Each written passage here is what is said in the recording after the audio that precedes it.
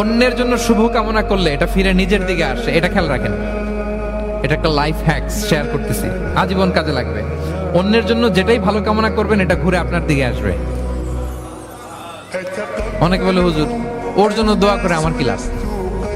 নিজের জন্য আল্লাহ আমারে মাফ করে দাও, আল্লাহ আমারে সমৃদ্ধি দাও, আল্লাহ আমার বেতন বাড়াও, আল্লাহ আমার ব্যবসায় বরকত দাও, আল্লাহ আমার ছেলেরা হাফেজ বানাও, আল্লাহ আমার বউ, আল্লাহ আমার মেয়ে, আল্লাহ আমার আমার আমার সব আমার ভালো আপনি চাচ্ছেন নিজের জন্য, অন্যদের জন্যও চান। আল্লাহ আমার সব ভাইদেরকে মাফ করো, আল্লাহ আল্লাহ আমার গোটা মুসলিম উম্মাকে তুমি বরকত দাও, কল্যাণ দাও, নেতৃত্বে আসার তৌফিক দাও, আল্লাহ সবাইকে সুস্বাস্থ্য দাও। এটা ফিরে আপনার দিকে আসবে।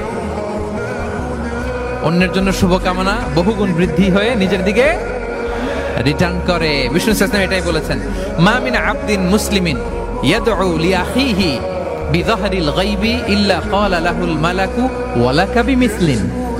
কেউ যদি তার ভাইয়ের অনুপস্থিতি তার ভাইয়ের জন্য দোয়া করে, ফেরেশতারা ওই দোয়াটা তার জন্য আগে আগে করে।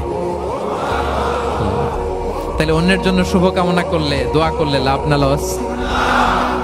ধরেন আমি মোশাররফ ভাইয়ের জন্য দোয়া করলাম যে আল্লাহ মোশাররফ ভাইকে তুমি সুস্থ করে দাও, তখন ফেরেশতারা বলে আল্লাহ যিনি দোয়া করতেছে তার যদি কোনো রোগ বালাই থাকে আগে তারে সুস্থ করে দাও।